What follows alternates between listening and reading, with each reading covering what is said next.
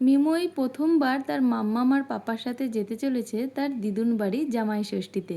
আর এইভাবে ওর পাপা ওকে যতই চটকু পটকু করুক না কেন ওর কোনো প্রবলেম হয় না। এদিকে আমিও রেডি হয়ে গেছি আর দেখো চলেও এসেছি। আস্তে আস্তেই সবাই পাগল হয়ে গেছে আমার এই পুতুলটাকে নিয়ে। আজকে ছিল মারাত্মক গরম, তাই আমার পুতুলটাকে ভালো করে টুপি পরিয়ে নিয়ে এসেছি যাতে মাথায় রোদ না লাগে।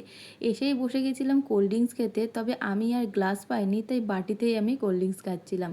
আর এইখানে দেখো দিদি রান্না করছিল দুপুরের খাবার। আর এইখানে এত লোকজনের মাঝে এত চিৎকার চেঁচামেচি হচ্ছিল যে মিমো খুব ভয় পাচ্ছিল। আর আজকে গরমটাও ছিল অনেক, আর ছোট ছোট বাচ্চাগুলি এত হই হুল্লা করছিল যে ও একটুও ঘুমাচ্ছিল না আর ভয় পেয়ে শুধু কাঁদছিল। দুপুরবেলা সব জামাইরা খেতে বসে গেছে, আর এইবার জামাই ষষ্ঠীতে কোনো নিয়ম পালন করা হয়নি, কারণ আমাদের বাড়িতে অসুখ ছিল। তাই সবাই মিলে এসে রান্নাবাড়ি করে শুধু খাওয়া দাওয়াই হয়েছে আর কি।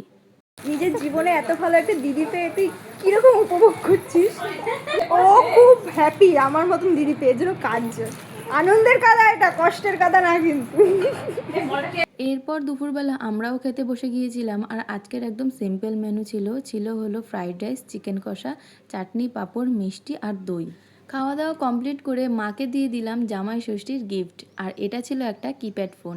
মায়ের ফোনটা খারাপ হয়ে গিয়েছিল, যার জন্য মাকে একটা ফোন কিনে দেওয়া হলো।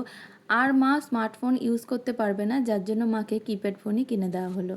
আর এইদিকে দেখো আমার পুরো কপাল জুড়ে অ্যালার্জিতে একদম ভর্তি হয়ে গেছে। সারাদিন এত চিৎকার চেঁচামেচির কারণে মিমো খুব ভয় পাচ্ছিল আর কান্না করছিল, যার জন্য রাতে ওকে নিয়ে আমরা বাড়ি চলে এসেছিলাম। আবার পরের দিন সকালবেলা যাব। এখন আমরা ঘুমো করি, আর তোমরা ভিডিওটা একটা লাইক করে দিও। সবাইকে টাটা।